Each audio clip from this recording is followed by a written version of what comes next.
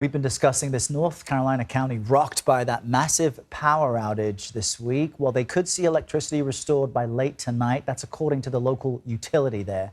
For more on this, we want to bring in Jeff Brooks. He's a spokesperson for that utility company, Duke Energy. Thanks for connecting with us this morning. Just give us a fresh update. Where do things stand now with restoring power for customers? What's the timeline? Well, thank you for having me. Yes, we've made good progress over the last few days repairing the damage from that attack on our two substations. There was a lot of equipment damage. There was some that was inoperable, had to be completely replaced. Some of that is very large and complex, but we've got all of that equipment in place now. What we're doing now is the final testing and preparing to synchronize that equipment to the electric grid so that we can begin bringing customers on this evening. Still about 35,000 customers remaining. We hope to have those on by the end of tonight. Just a quick follow-up to you, Jeff. What was the damage like? How many bullet holes? Did this seem as if someone knew what they were doing, or did it seem like they were just like scatter shooting around all over the place? Well, the damage was very serious, enough to take out two different substations, which created about 45,000 customers out, nearly every customer that we serve in Moore County. The specifics on that, as you can imagine, we're just sharing with local law enforcement, state and federal officials as their investigation is ongoing. But certainly it's a very serious situation and one that we will continue to take a look at as we evaluate our ongoing security strategies. You know, one of the things that has sort of struck me about the story is that, you know, here in the news, we spent so much time talking about kind of like high-tech threats to infrastructure. Right. You know, who's going to, break into the software or whatever. And this is totally low-tech. I'm wondering if part of this conversation is also about how do you ensure the security of these substations moving forward?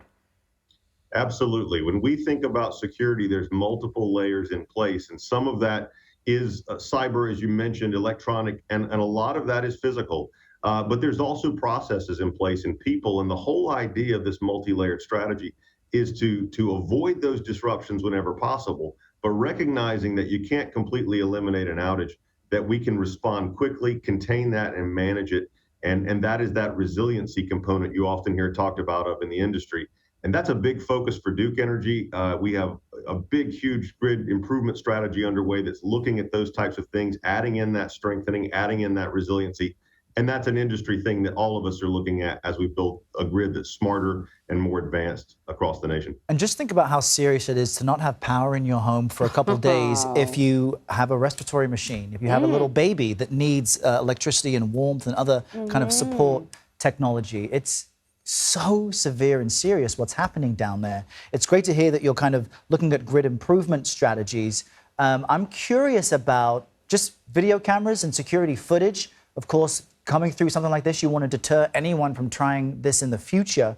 Is there a sense to improve surveillance? Maybe it already exists. I mean, what can you tell folks to deter them from ever trying something like this again? Well, some of those security measures exist, in places, and we can't speak specifically to those. But what we can say is that we learn from every incident. We know that security is an evolutionary process. We learn from our own events from our peers, from the industry, and all of that helps to inform and improve our security strategy.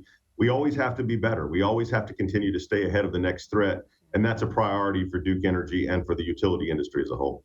We've done some stories about how the members of the community are sort of helping each other out, some businesses helping each other out. I know you guys are doing everything you can to get the power up and running again. Is Duke Energy doing anything else sort of beyond fixing those substations? Yes, this has impacted an entire community, and we understand how disruptive that can be. We've been on the ground. In addition to our response, we have volunteers in the community that are working and delivering water and supplies. We've made a grant of $100,000 to multiple agencies in that county to help provide some initial aid that can be shared with citizens there. And, we live and work in this community. This is our community, too. So this was an attack not just on Duke Energy, but on all of us. And I've been so amazed at the resiliency of this community and how they've cared for each other and worked together. We will recover together, and we will move forward together. All right. Jeff Brooks, thanks for talking to us. Thank you, Jeff. Thank you.